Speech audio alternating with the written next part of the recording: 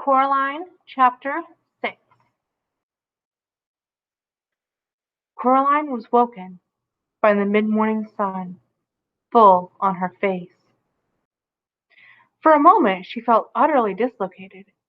She didn't know where she was, and she wasn't even entirely sure who she was. It's astonishing just how much of what we are can be tied to the beds that we wake up in each morning.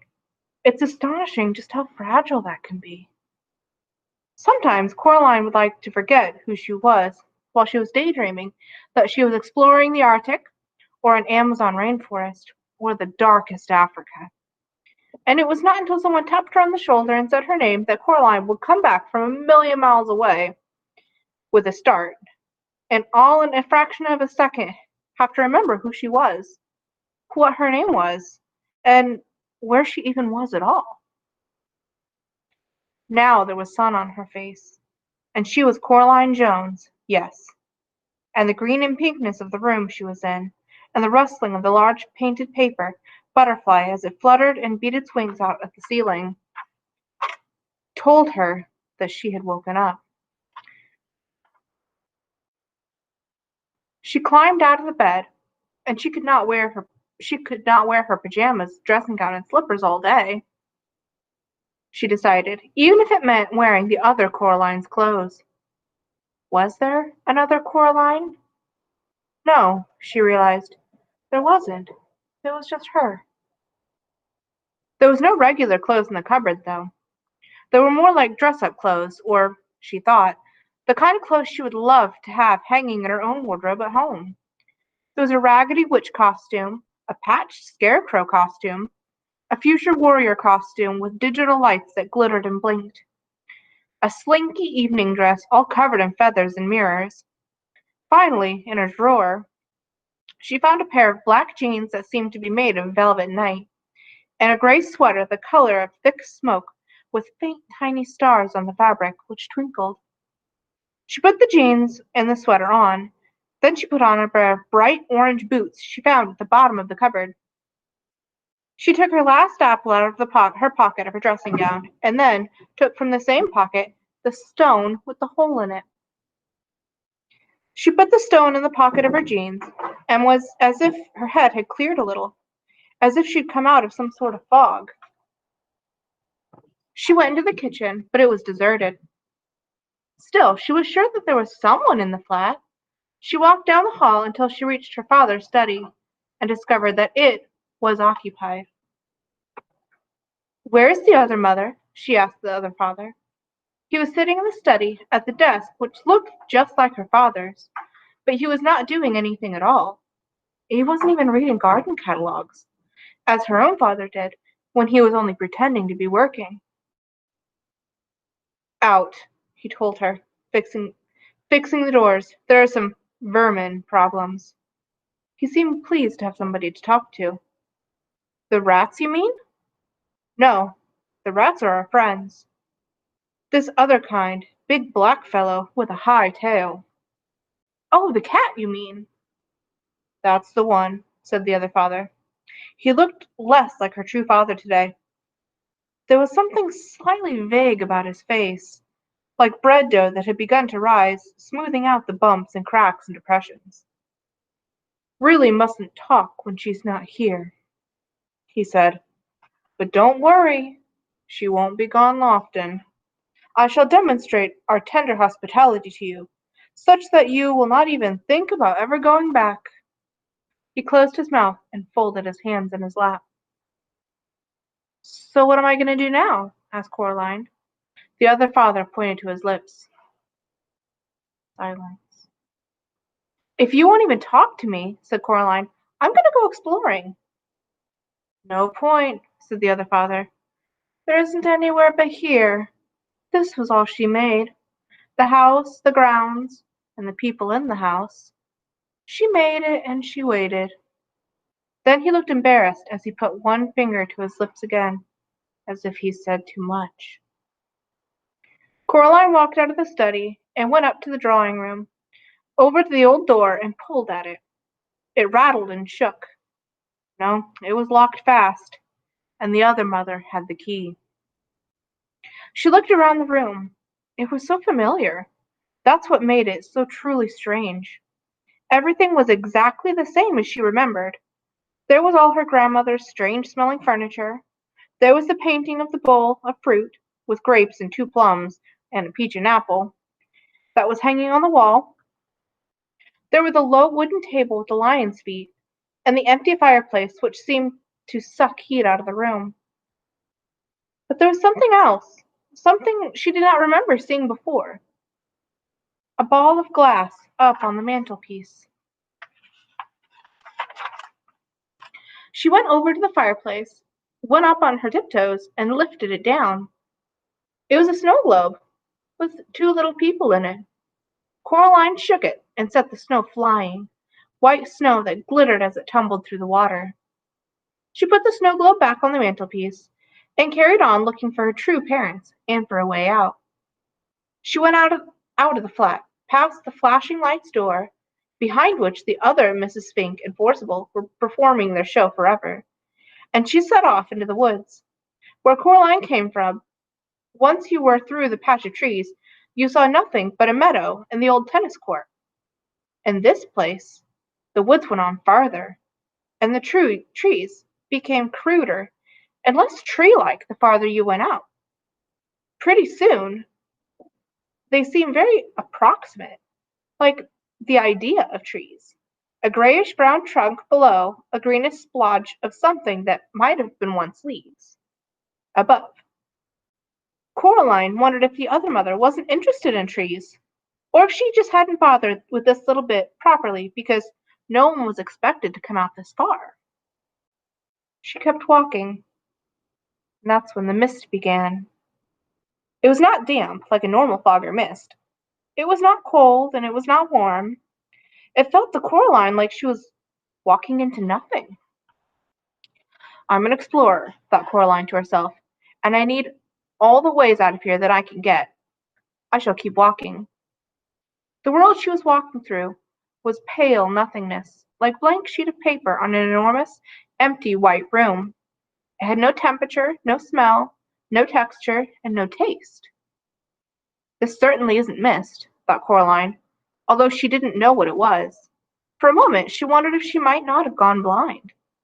But no, she could still see herself, plain as day, and there was no ground beneath her feet, just a misty, milky whiteness. "And what do you think you are doing?" a shape said to one side of her. It took a few moments for her eyes to focus on it properly. She thought it might be some kind of lion, at first, some distance away from her. And then she thought it might be a mouse, very close to her. And then she knew what it was. "I'm exploring," she told the cat. Its fur stood straight out from its body, and its eyes were wide. Its tail was down between its legs. It did not look like a happy cat. "Bad place," said the cat. "If you want to call it a place, which I don't. What are you doing here?" "I'm exploring." "Nothing to find here," said the cat. "This is just the outside, the part of the place that she hasn't bothered to create." "She?" "The one who says she's your other mother," said the cat. "What is she?" asked Coraline. The cat didn't answer. It just pattered through the pale mist beside Coraline. A shape began to appear in front of them, something high and towering and dark. "You were wrong," she told the cat.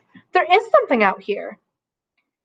And then it took shape in the mist, a dark house, which loomed at them from the formless whiteness. "But that's," said Coraline. "The house you just left, yes," said the cat. "Maybe I just got turned around in the mist," said Coraline. The cat curled its high tip of a tail into a question mark, then tipped its head to one side. "You might have done." "But I certainly wouldn't have." "You're wrong indeed." "But how can you walk away from something and still come back to it?" "Easy," said the cat. "Think of somebody walking around the world. You start out walking from one something and end up coming right back to it." "Small world," said Coraline. "Big enough for her," said the cat. Spiders' webs only have to be large enough to catch the flies. Coraline shivered. He said that she's fixing all the gates and doors, she told the cat, to keep you out. She could try, said the cat, unimpressed. Oh yes, she could try. They were standing under the clumps of trees now, beside the house. These trees looked even more likely. There are ways in and out of places like this that even she doesn't know about. Did she make this place then? Asked Coraline. Made it and found it. What's the difference? Asked the cat. Either way, she's had it a very long time. Hang on. And it gave a shiver and a leap. Before Coraline could blink, the cat was sitting on it with its paw on something, holding down a black rat. It's not that I like rats at the best of times, said the cat conversationally, as if nothing had happened. But the rats in this place are all spies for her. She uses them as her eyes and hands. And with that, the cat let the rat go.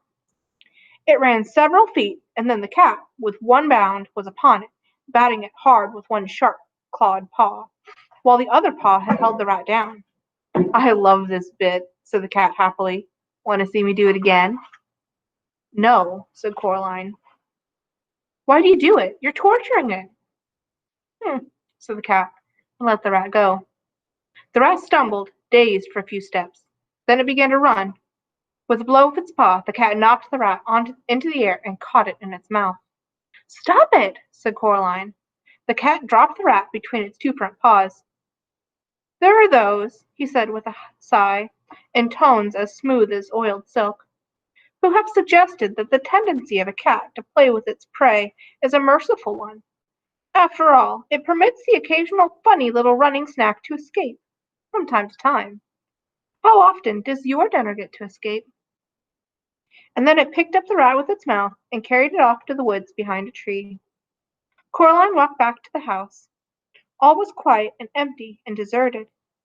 Even her footsteps on the carpeted floor seemed loud.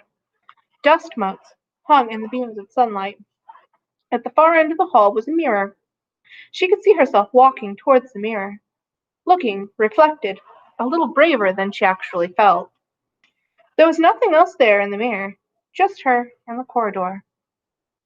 A hand touched her shoulder, and she looked up. The other mother stared down at Coraline with big, black, button eyes. Coraline, my darling, she said, I thought we could play some games together this morning. Now you're back from your walk. Hopscotch, happy families, Monopoly. You weren't in the mirror, said Coraline. The other mother smiled. Mirrors, she said, are never to be trusted. Now, what game should we play? Coraline shook her head. I don't want to play with you, she said. I want to go home with my real parents. I want you to let them go. Let us all go. The other mother shook her head very slowly. Sharper than a serpent's tooth, she said, is a daughter's ingratitude. Still, the proudest spirit can be broken. Still, the proudest spirit can be broken with love. And her long white fingers waggled and caressed the air. I have no plans to love you, said Coraline. No matter what, you can't make me love you. Let's talk about that, said the other mother, and she turned to walk into the lounge. Coraline followed her. The other mother sat down on a big sofa. She picked up a shopping bag from beside the sofa and took out a white, rustling paper bag from inside of it. She extended the hand with it to Coraline. Would you like one? She asked politely. Expecting it to be a toffee or butterscotch ball, Coraline looked down. The bag was half filled with large, shiny black beetles, crawling all over each other in efforts to get out of the bag. No, said Coraline. I don't want one. Suit yourself, said the other mother. She carefully picked out a particularly large black beetle, pulled off its legs, which she dropped neatly into a big glass ashtray on the small table by the sofa, and popped the beetle into her mouth and crunched on it happily. Yum, she said, and took another. You're sick, said Coraline. Sick and evil and weird. Is that any way to talk to your mother? Her other mother asked, her mouth full of black beetles. You aren't my mother, said Coraline. The other mother ignored this. Now, I think you're a little overexcited, Coraline. Perhaps this afternoon we could do a little embroidery together, or some watercolor painting. Then dinner, and then, if you've been good, you may play with the rats a little before bed. I shall read you a story and tuck you in and kiss you good night. Her long white fingers fluttered gently, like a tired butterfly. Coraline shivered. No, said Coraline. The other mother sat on the sofa. Her mouth was set in a thin line, and her lips were pursed. She popped another black beetle into her mouth, and then another, like someone with a bag of chocolate-covered raisins. Her big black button eyes stared at Coraline's hazel eyes. Her shiny black hair twined and twisted out of her neck and shoulders, as if it were blowing in some wind that Coraline couldn't touch or feel. They stared at each other for over a minute. Then the other mother said, Manners. She folded the white paper bag carefully so no black beetles could escape. Then she placed it in the shopping bag. She stood up and up and up and up and up. She seemed taller than Coraline remembered. She reached into her apron pocket and pulled out, first the black door key, which she frowned at and tossed into her shopping bag, then a silver-colored key. She held it up triumphantly. Here we are, she said. This is for you, Coraline, for your own good, because I love you, to teach you manners. Manners maketh the man, after all. She pulled Coraline back into the hallway and advanced upon the mirror at the end of the hall. Then she pushed the tiny key into the fabric in the mirror and twisted it. It opened like a door, revealing a dark space behind. You may come out when you've learned some manners, said the other mother, and when you're ready to be a loving daughter. She picked up Coraline and pushed her into the dim space behind the mirror. A fragment of beetle was sticking out of her lower lip. There was no expression at all in her black button eyes. She swung the mirror door closed and left Coraline in the darkness. This was Chapter 6. Chapter 7 coming soon.